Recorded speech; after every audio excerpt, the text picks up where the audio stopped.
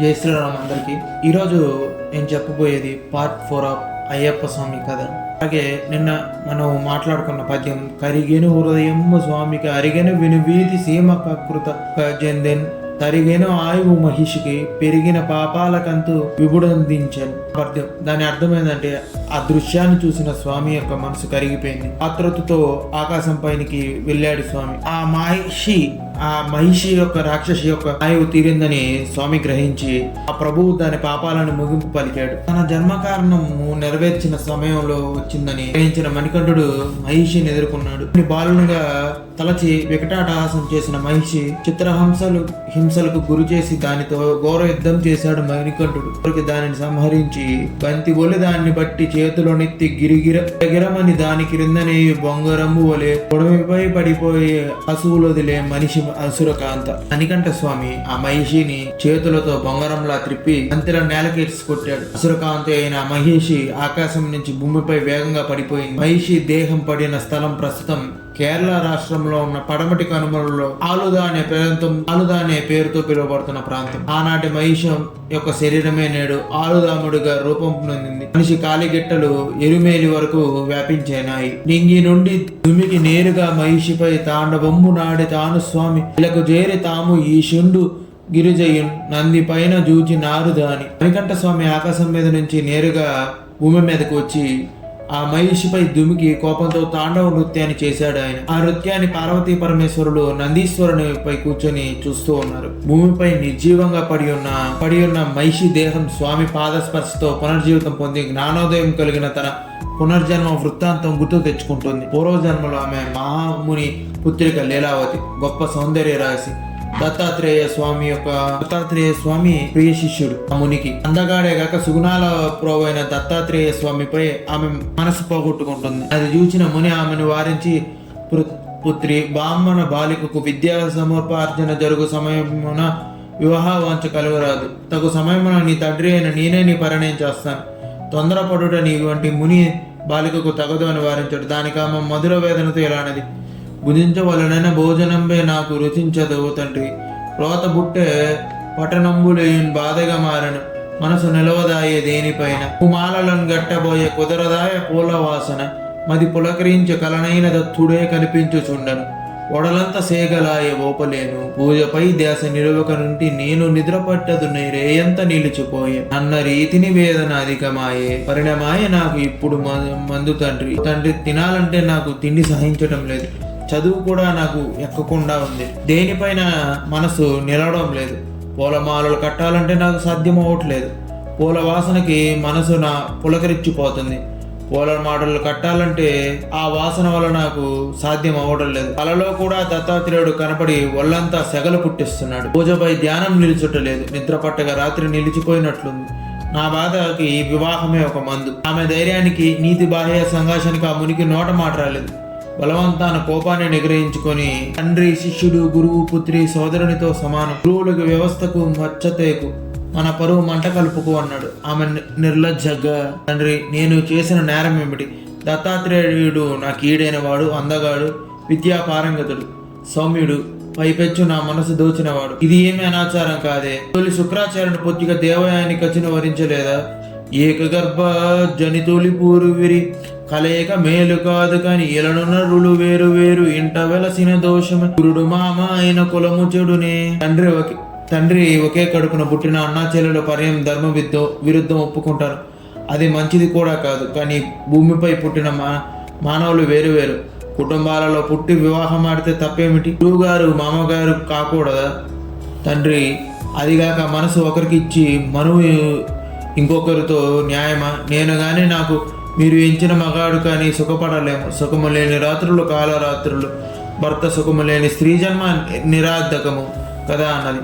ఆ మాటలకు తండ్రి నవ్వెరిపోయి తర్వాత కందగడ్డలా ఎర్రబడిన వదనంతో నిరసగా చిత్కరించి, నలుగురు నవ్వు పోదిరిక నాదగు ఆశ్రమ విద్య ఎంతయున్ కలియును నేటితో రగిలి గంగను దుర్పతి వ్యర్థురాల.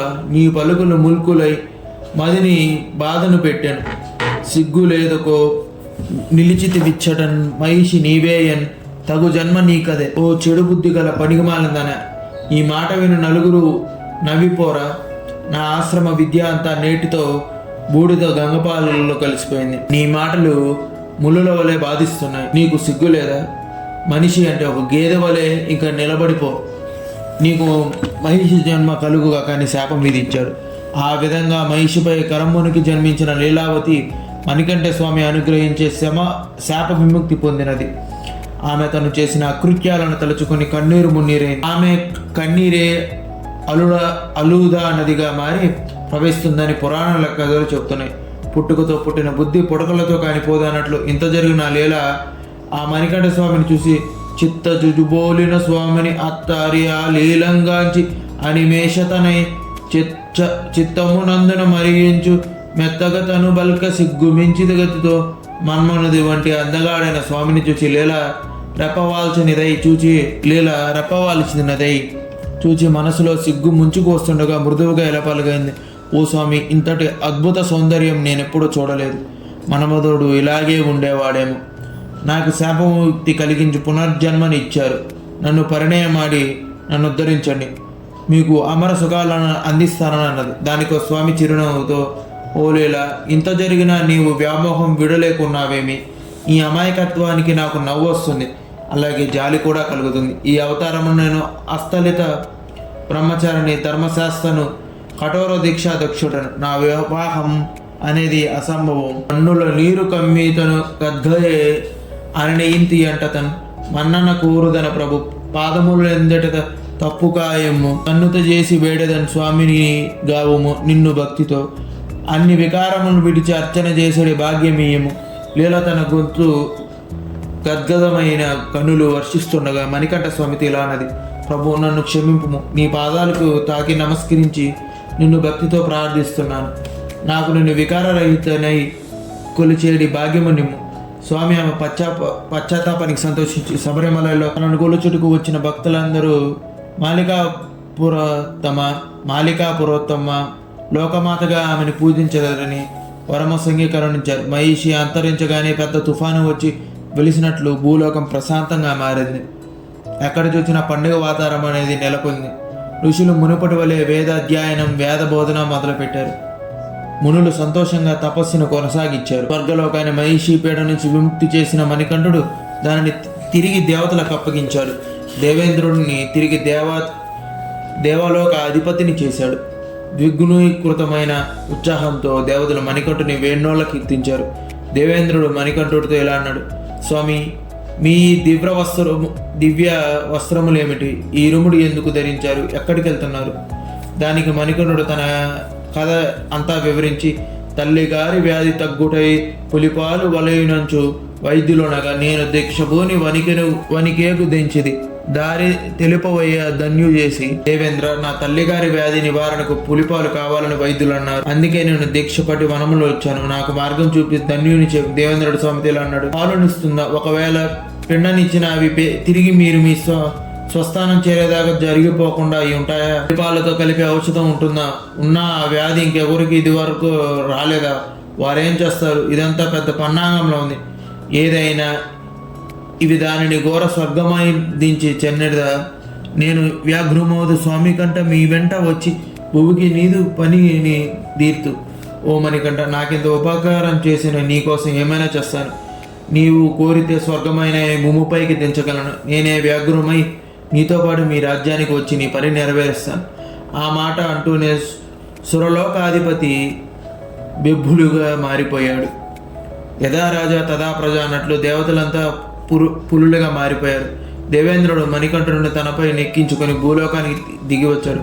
పందల రాజ్యం చేరుకుని రాజధాని విధుల్లో వ్యాఘ్ర సైన్యం చేస్తుంటే బెబ్బులి మూకను జూచిరి తబ్బిపోయి వారిరంత దశ దిశలను ఓ రబ్బో ఇదేమి జరుగును అబ్బురమి పులుల సేన అరుదించునట. ప్రజలంతా ఆ పెద్ద పులులను మందను చూసి భయ విఫోలై పారిపోయారు. ఊరునని ఇదేం జరిగింది? ఈ పెద్ద పులుల సైన్యం ఎక్కడి నుంచి వచ్చిందని ఆశ్చర్యపోయారు. ఆ విధంగా తండ్రిని చేరుకున్న మణికంఠుడు పులిపై నుంచి దిగి తండ్రికి నమస్కరించి తమ కావాల్సిన పులిపాలు తీసుకోమని చెప్పాడు. రాణి, ప్రధానమంత్రి స్వామి పాదములపై పడి క్షమాభిక్ష వేడుకున్నారు. ఆ పులుల సేనను పంపించి వేయమని వేడుకున్నారు.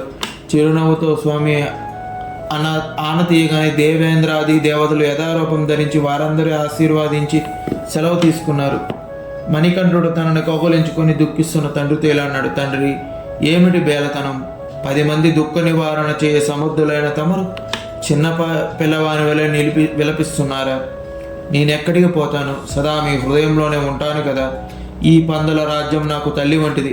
ఈ అడవుల్లో పుట్టిన నేను ఈ అడవుల్లోనే అవతారం ముగిస్తాను. నన్ను బిడ్డగా పెంచిన నీ దేవేరే నాకు దేవత. అమ్మకు వందన బూలివే, ఆమెయో దైవము నాకు ఎన్నడు ఇమ్మని హేళ సాయమగు ఎప్పటి బోలెన్ నాదు స్నేహితులు తమ్ముని రాజు చేయిమిక ధ్యాన సమాధిని నిలువమయ్యేరో సమ్మతి నిచ్చి పంపు నన్ను స్వామి అయ్యప్ప నాదు వల్లభ. తండ్రి, అమ్మకు నా వందనములు. ఆమెయే నాకు దైవము. నా స్నేహితులందరూ రాజ్యపాలనలో తోడుగా ఉంటారు. ఇక నువ్వు ధ్యాన సమాధి నభ్యసిస్తూ జీవిత శేషం గడుపు. నాకు నీ అనుమతినిచ్చి పంపితే అయ్యప్ప స్వామిని ప్రజలకు ఇలవెల్పునవుతాను. తండ్రి, ప్రతి మకర సంక్రాంతి నాడు నేను జ్యోతికి రూపుడైన పందుల వినివిధిలో దర్శనమిస్తున్నాను. నాకు స్వర్ణాభిభరణాల ఆవశ్యకత లేదు. ఆ విధంగా చెప్పి తన మొలలో చురకత్తిని గానుడు అయ్యప్ప స్వామి గైగొని విసిరన్ అనువుక సంబరిమలలో వెనువెంటనే కత్తిపడన్ ఊడిట్ల నీయనెన్. అయ్యప్ప స్వామి తన మొలలో ఉన్న చురకత్తిని తీసుకొని విసిరాడు. వెంటనే ఆ కత్తి శబరిమలలో ఒక చోట పడింది. అప్పుడు స్వామి ఇట్లో, నన్ను తండ్రి, మీరంతా ప్రేమగా నన్ను అయ్యా అప్ప అని పిలుస్తూ నన్ను ఇక్కడే ఉండి పొమ్మని వేడుకుంటున్నాను కనుక నా చురకత్తి పడిన ఈ శబరిమలలో నేను కొలువుదీరి ఉంటాను. నన్ను చేరుదారిలో కాలినడకలతో పాదరక్షలు విసర్జించి మండలం రోజులు దీక్ష వస్త్రాలతో దైవ ధ్యానంతో గడుపుతూ ఈ నా తావుకి కఠోర దీక్షతో వచ్చిన వారికి నా 18 సోపానాలు 18 మెట్లు వరకు ఎక్కి నన్ను చూచిన వారికి నేను ప్రసన్నుడై అభిష్టము తీరుస్తాను. మకర సంక్రాంతి నన్ను జ్యోతి రూపిణిగా చూడగల ధన్యులకు మోక్షం ప్రసాదిస్తాను. అయితే ఈ 18 నియమాలు పాటించే దీక్షలో సడలింపు వస్తే మాత్రం మోక్షం దుస్సాధ్యం. ఈ విధంగా చెప్పిన అయ్యప్ప స్వామి పంబా నది దాటి శబరిమల చేరి శ్రీరామచంద్రుని కాలం నాటి శబరికి మోక్షప్రాప్తి కలుగజేసి శబరిపీఠం నెలకొల్పారు. ధర్మశాస్త్ర అవతారి అయిన అయ్యప్ప స్వామి మణికంఠునిగా అందరినీ అలరించిన ఆ స్వామి దీక్షాబద్ధుడు, దీక్షాప్రియుడు. కోటి ఈశ్వరుడైన కూటికి లేని వాడైన పండితుడైన పామరుడైన స్వామి కోరేది అనన్య భక్తి. దీక్ష బట్టువారు ధీరులు గురువులు జ్యోతి శ్రమల గూర్చి చూచువారు ధన్య జీవులనుట తగును సత్యంబది జన్మ సఫలమౌను స్వామి కరుణ. దీక్ష బట్టు వారు ధీరులు గురుస్వాములు శబరిమల శ్రమల గూర్చి జ్యోతి రూపుడైన అయ్యప్ప దర్శనం చేసుకున్న వారు ధన్య జీవులు. మాట నిజం. స్వామి దయ వలన వారి జీవితం సఫలమవుతుంది. అయ్యప్ప స్వామి కథ తెలిపిన రకరకాల పుస్తకంలో గల వ్యత్యాసముల వల్ల ఏది యథమిద్ధంగా ప్రామాణికమో ఏది కాదో తెలుసుకొనట అంత సులభం సాధ్యమో కాదు. రామాయణం అనే కథనే రకరకాలుగా మార్చి చెప్పుకుంటున్న మన దేశంలో అయ్యప్ప కథలో కొన్ని మార్పులు ఉండడం సహజమే. ఏది సరి అయినది ఏది కానిది తెలుసుకోలేం. అందుకని అనవసరమైన తర్క వితర్కలు మాని ఒక్కసారి స్వామియే శరణం అయ్యప్ప, శరణం శరణం స్వామి శరణం, శరణం శరణం అయ్యప్ప శరణం అని అనుకోండి. తర్వాత వచ్చే వీడియోలో మాట్లాడుకుందాం. జై శ్రీరామ్. ఈ వీడియో మీకు నచ్చినట్లయితే లైక్ తెలుసుకున్నారు. అలాగే అయ్యప్ప స్వామి యొక్క